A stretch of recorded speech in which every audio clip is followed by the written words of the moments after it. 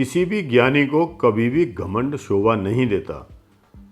नमस्कार दोस्तों, मैं हूं संदीप सिंघल और आज यही बात एक छोटी सी कहानी के माध्यम से आपके सामने। एक नगर में एक बहुत बड़े सेठ जी थे। उनके मन में विचार आया कि क्यों ना अपने जो नगर के दो श्रेष्ठ ब्राह्मण हैं, विद्वान हैं, जो उनको अपने यहाँ भोज पे आमंत्रित किया जाए। तो उन्होंने दोनों को बड़े ही आदरपूर्वक निमंत्रण भेजा और वो दोनों ने स्वीकार भी कर लिया। लेकिन अचानक सेठ जी के मन में एक विचार आया कि क्यों ना आज इनकी बुद्धि की या इनकी जो विद्वता है, जिसके बारे में ये मशहूर हैं, उसकी एक छोटी सी परीक्षा ली जाए। दोनों को अलग अलग कक्षों में बिठा दिया गया। अब सेठ जी ने सोचा कि इनके सामने भोजन प्रस्तुत किया जाए, उससे पहले हम इनसे थोड़ी थोड़ी बात कर लेते हैं। तो अलग अलग कक्ष में दोनों विद्वान बैठे हुए थे। तो सेठ जी चल करके एक विद्वान के पास बोले कि महाराज, मैंने आपके बारे में बहुत सुना है, आप बहुत ही विद्वान और बड़े ही ज्ञानी हैं, चारों वेदों के आप ज्ञाता हैं और इतने आपने अच्छी अच्छी बातें लोगों को आप बताते हैं। लेकिन मैं जो दूसरे विद्वान मैंने आपके साथ भोजन के लिए बुलाए हैं, उनके बारे में कुछ जानना चाहता था। तभी अचानक से जो महाराज थे, जो विद्वान आए हुए थे, उनका एकदम से पारा चढ़ गया। बोले, मेरे को तो सेठ जी इस बात पर ही बड़ा गुस्सा आ रहा है कि आखिर आपने उसको मेरी कैटेगरी का समझ कैसे लिया। वो तो एक नंबर का गधा है, उसको बिल्कुल भी बुद्धि नहीं है।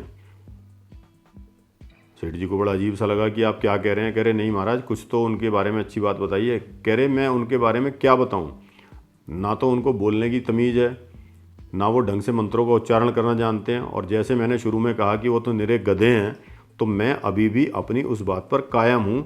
वो निश्चित रूप से केवल और केवल गधा है। मुझे पता नहीं कि आपने क्या सोच करके उसको अपने यहाँ भोजन पे बुलाया है, तो मुझे तो आप पर भी इस बात को लेकर के बड़ा गुस्सा आ रहा है।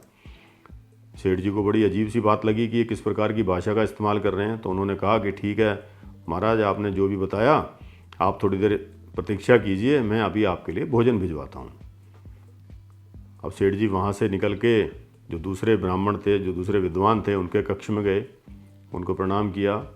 उनको भी सेम बात सेठ जी ने कही कि महाराज, आप इस शहर में इतने चर्चित हैं, इतने विद्वान हैं, आपके बारे में तो मुझे सब पता ही है जैसा भी है।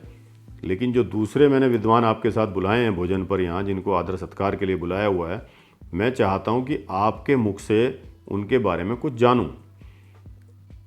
उनकी भी त्योरियाँ एकदम से चढ़ गई उन विद्वान के बारे में सुन करके कि सेठ जी, मुझे तो आपकी ही बुद्धि पर बड़ा आश्चर्य हो रहा है। आपको शरीर से नहीं लगता कि वो इतना मोटा ताज़ा बैल के समान व्यक्ति, आपने उसको यहाँ भोजन के लिए बुला करके इतना आदर सम्मान दे दिया। वो तो निरा बैल है, एक नंबर का।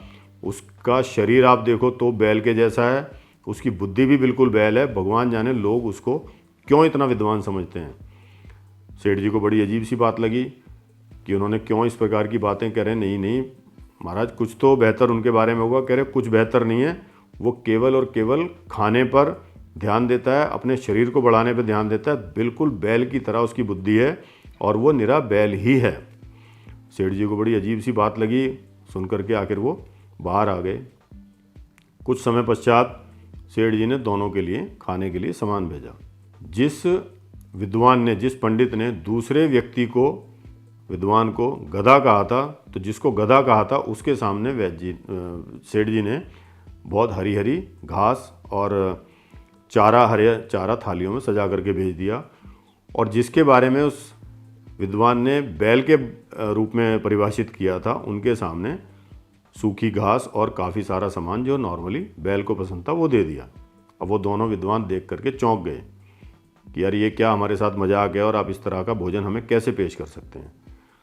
तब सेठ जी ने हंसते हुए कहा कि आप दोनों बेशक वेदों के ज्ञाता हैं, कितने ही विद्वान हैं, लेकिन आपका जो अहंकार है, उसने आज आपका असली रूप मेरे सामने ला करके रख दिया कि जब आप दूसरे ज्ञानी व्यक्ति का आदर ना करके अपने घमंड के कारण उसे गधा कहते हैं, या आप जिनको गधा कह रहे हैं वो आपके बारे में बैल बोलते हैं, तो निश्चित रूप से आपके सामने खाने की चीज़ें भी उसी स्वरूप के मुताबिक दे देनी चाहिए। क्योंकि मुझे तो पता नहीं कि आपको क्या पसंद है क्या नहीं, लेकिन मैंने आपकी पसंद जानने के लिए एक दूसरे से जब पूछा, तो उन्होंने जिस प्रकार से मुझे आपको परिभाषित किया तो मैंने उसी प्रकार की चीज़ें आपके सामने खाने के लिए रख दी, क्योंकि गधे को जो चीज़ें पसंद है वो मैंने गधे के हिसाब से रख दी और जो बैल को पसंद है वो बैल के हिसाब से रख दी।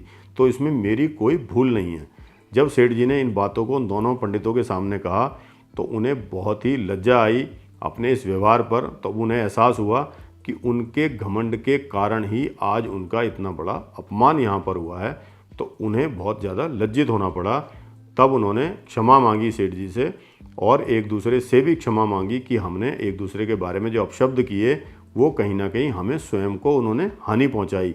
तो दोस्तों, हमें समझना चाहिए कि जब कभी भी घमंड यदि ज्ञान के ऊपर हावी हो जाता है तो वो निश्चित रूप से आपके अपमान का और आपके लज्जित होने का कारण बनता है। उससे प्रशंसा या सम्मान आपको कभी भी प्राप्त नहीं होगा। ये बात हमें याद रखनी चाहिए। नमस्कार दोस्तों। हमारे साथ जुड़े रहने के लिए सब्सक्राइब करें देश रोजाना के YouTube चैनल को और नई वीडियो की नोटिफिकेशन पाने के लिए बेल आइकन जरूर दबाएं। अगर आप ये वीडियो Facebook या Instagram पर देख रहे हैं तो पेज को लाइक और फॉलो जरूर करें और ज्यादा से ज्यादा शेयर करें।